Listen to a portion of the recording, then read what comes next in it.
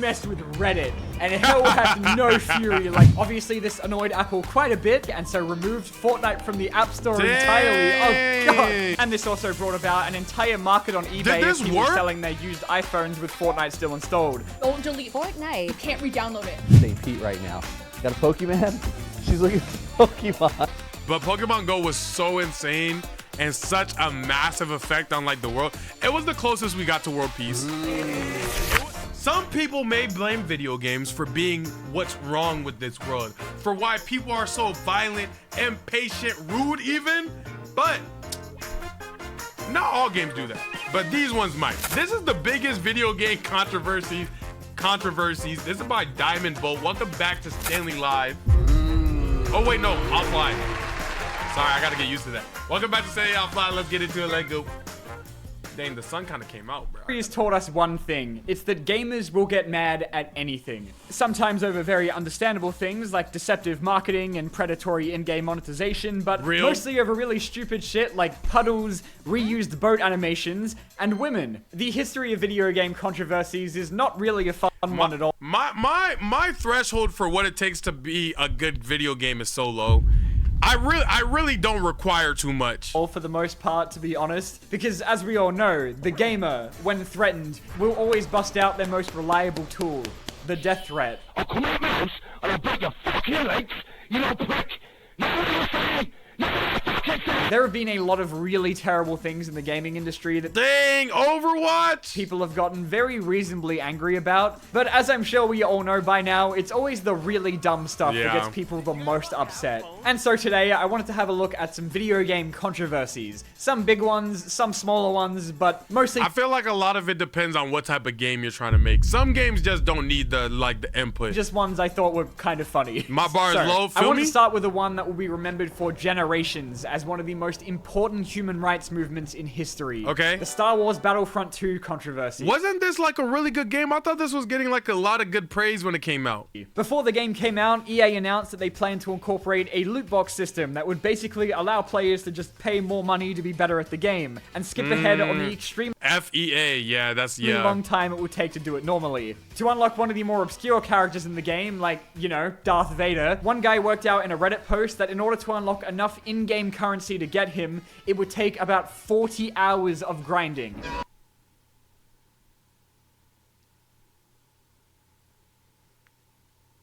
Is that bad? No, like here's the thing. I feel like games get consumed super fast anyways. I feel like being able to grind for something cool, is that bad? I feel like that's how like video games were made. Am I on the wrong side of this? Like, for example, I'm not looking at it from like, I don't know, the adult's perspective. Like a kid who doesn't have money would in another position just not be able to get that character because it would be behind a paywall. So it's like, okay, put Darth Vader behind a paywall and allow them to grind it out if they're not gonna pay for it. Is that not? Because when I was growing up and I wanted to play something, like for example, like Rocket League, like for like really dope skins, you would have to pay for them.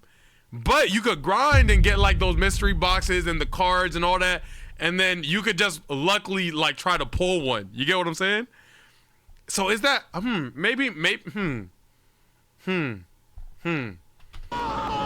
you could just pay the game already costs money? Now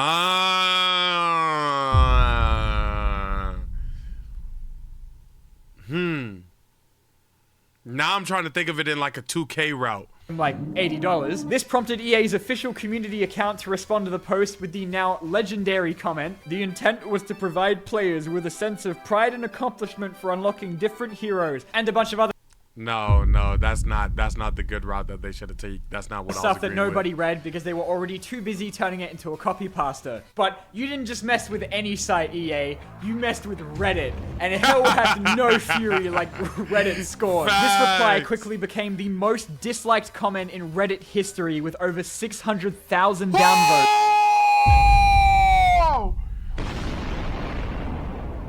Yeah, even when he was reading it just now, I was like, yeah, that's not what I was saying at all, actually. That's, yeah. And prompted an influx of hate posts and the same, like, 4 EA memes being posted in every single gaming subreddit, which they still, to this day, I think, have not gotten sick of yet. EA's response to this, of course, was just to lower the cost of credits you needed.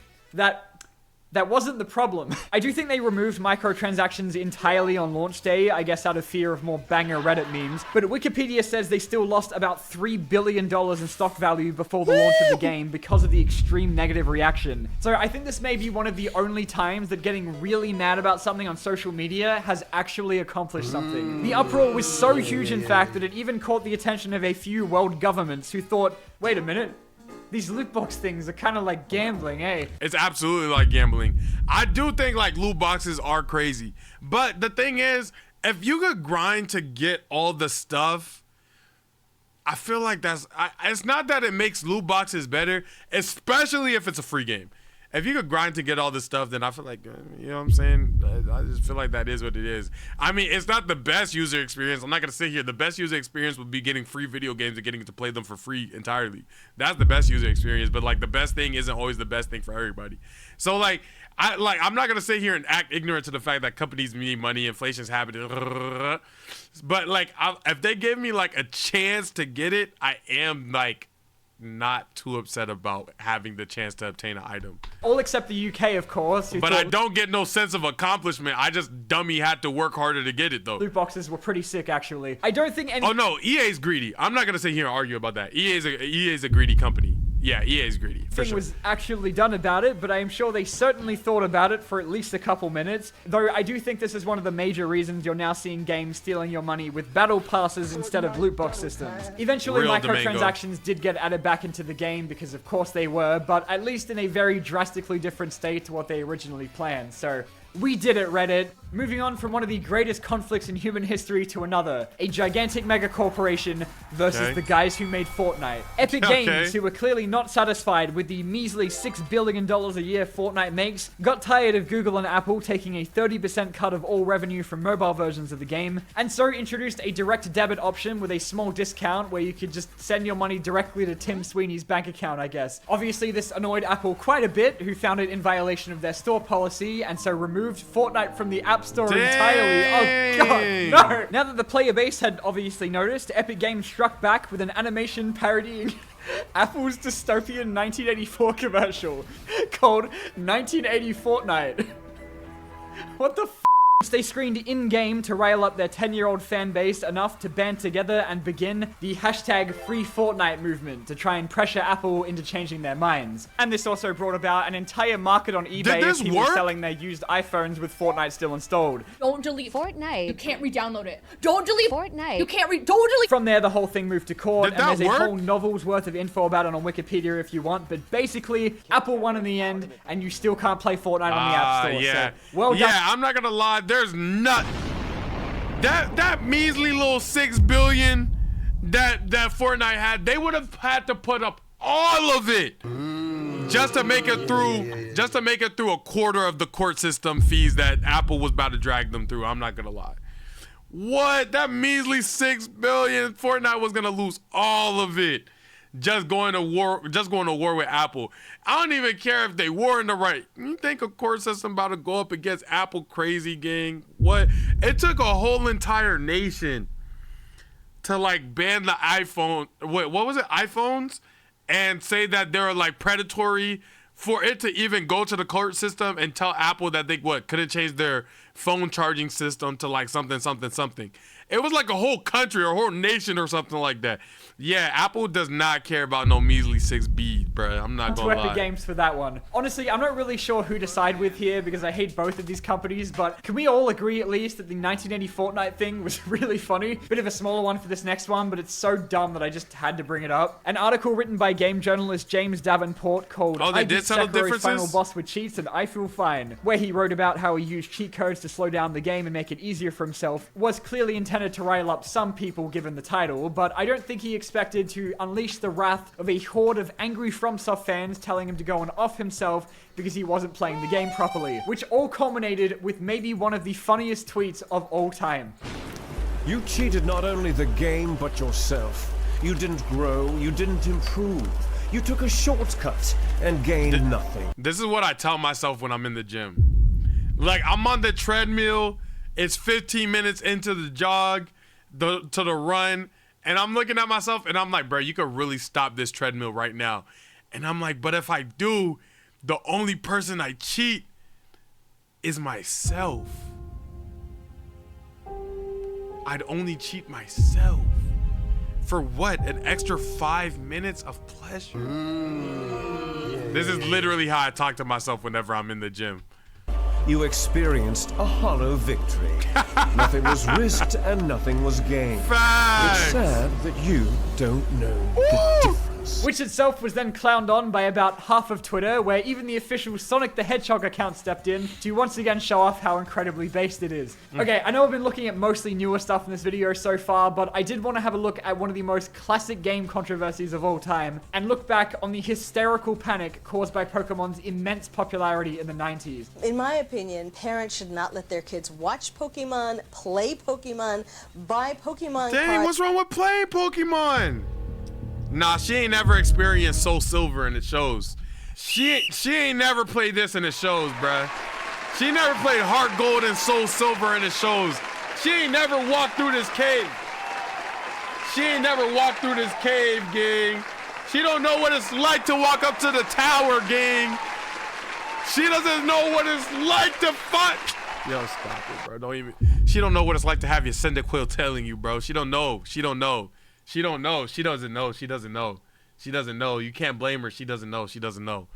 Cards have anything whatsoever to do with Pokemon because the message is violence. Of course, because it became so immediately popular and kids were enjoying it and having fun, it was instantly condemned by numerous religious groups, but most specifically extreme Christian organizations, who began claiming it was promoting satanic values because I guess the series' focus on evolution goes directly against creationist beliefs or something. This character over here is called Mewtwo, and he's in this pose. Every time that you see Mewtwo, he's in this pose. Now, he has 3 fingers. It means Hail Satan. I'm sure maybe you've come across a clip of the Pokemon Power video at some point. Pokemon world is a world of the demonic, of the satanic. But while you might not take it quite seriously, I assure you that demons take it quite seriously. Satan takes it quite seriously. It's a little harder to find examples nowadays of how prevalent it was because a lot of it would have been on like local news stations and newspapers and stuff, but it got so bad that even the Vatican had to step in the early 2000s and be like, hey, this Pokemon shit's kind of dope. Relax. Your children need to know there's a devil and he hates them and he wants to ruin their life. Now, I did think to start this video with the Mortal Kombat and Night Trap bro. court hearings in the mid-90s when people were worried the games were sending their kids to hell, which arguably is one of the biggest controversies in gaming history that basically saw the creation of the ESRB's game rating systems that the people they are made for still ignore. I promise you, there's way crazier games that are dragging your kids down there if we're associating games to dragging kids down there in the first place. I promise you we could start with way crazier games than Pokemon. You mean? Basically already covered that in like videos I've done before on like game censorship and ratings in video games, so I didn't think I needed to go over it again. But despite the fact that it has been proven like 100 times that there's no link between video games and real life violent behavior, and that gaming has become considerably more prevalent in our culture since the 90s, I'm not seeing enough movement. You still do get the occasional is Fortnite turning your kids. Ninja doesn't get talked about enough for this moment. I'm not gonna lie. Like, not even like talked enough about in a bad way. It's more like he doesn't get talked enough for surviving this. This is like a survival. You know what I'm saying? Not a lot of people could go through this and smile after.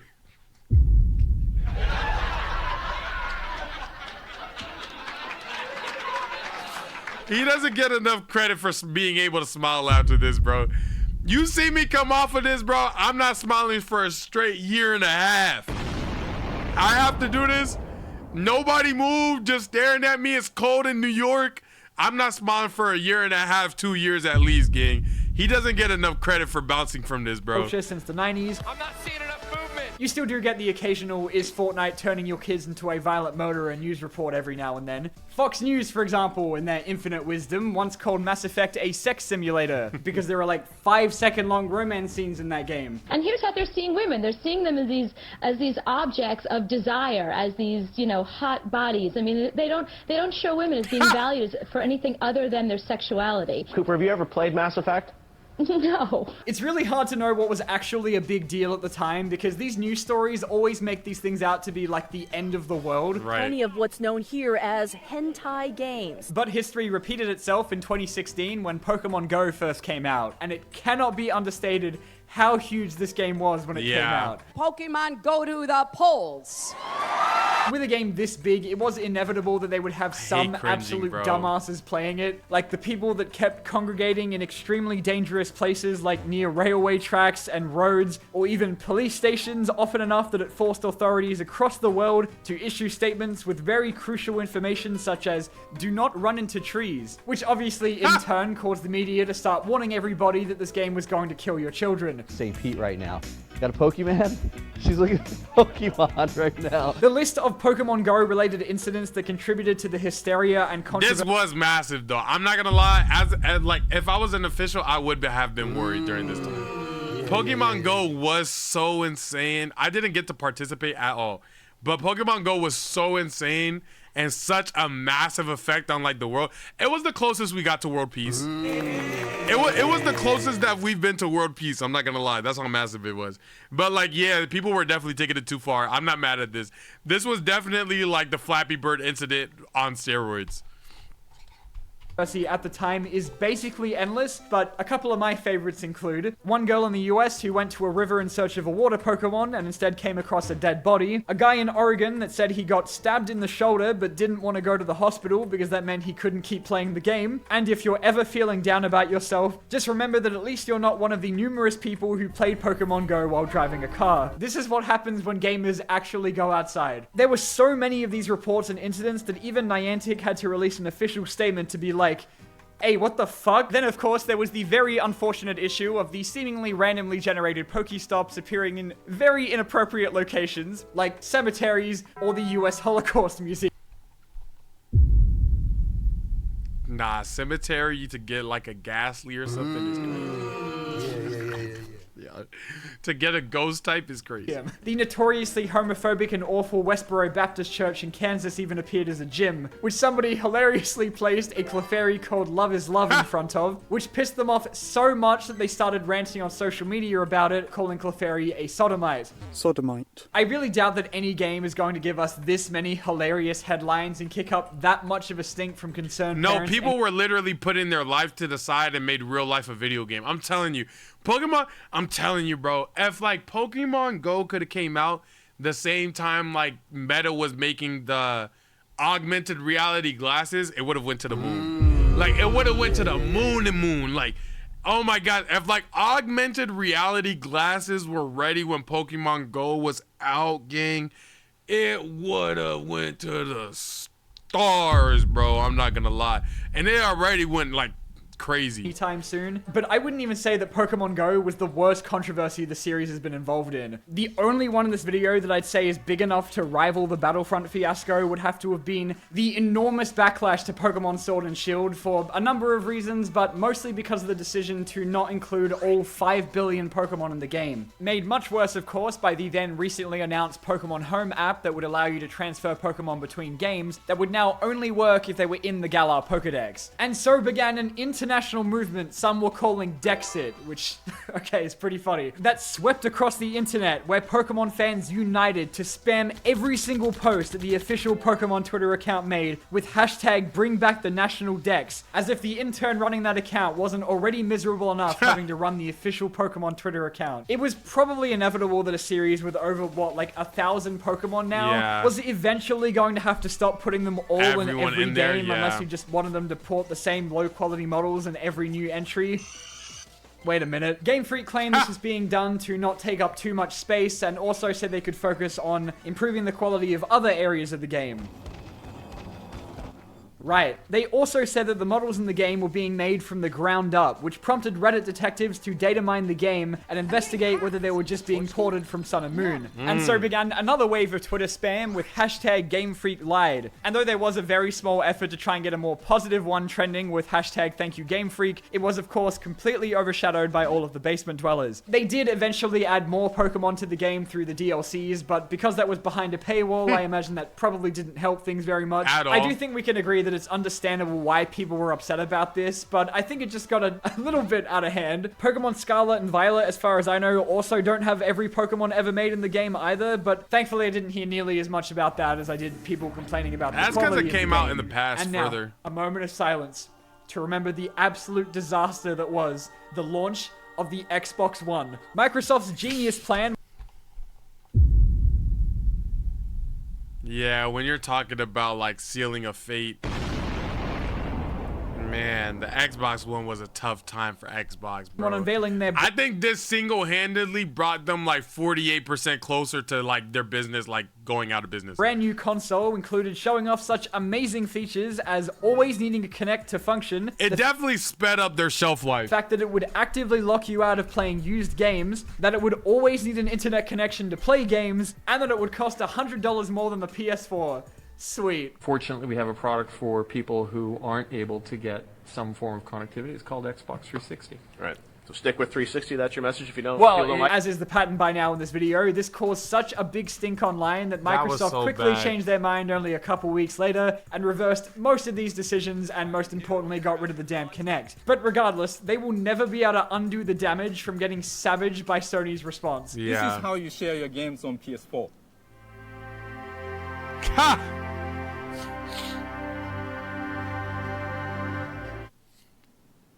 Thanks. And I think that might be a good place to end it. So thanks for watching. Be sure to let me know down in the comments what other gaming controversies you wanted me to talk about. I guarantee you I read about it, but was just way too depressed about what I read to include it in this video.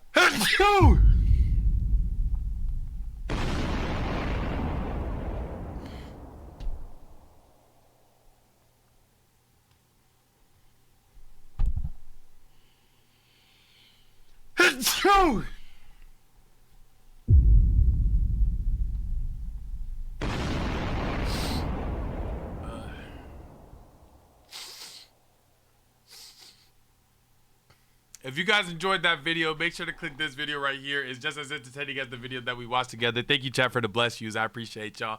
And everybody except for the that nasty. Thank you.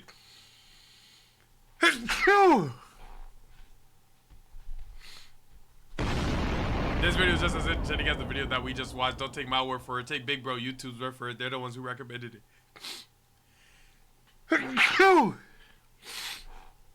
They're the ones who recommended it. And with that being said, I'm going to see you in the next one. Goodbye.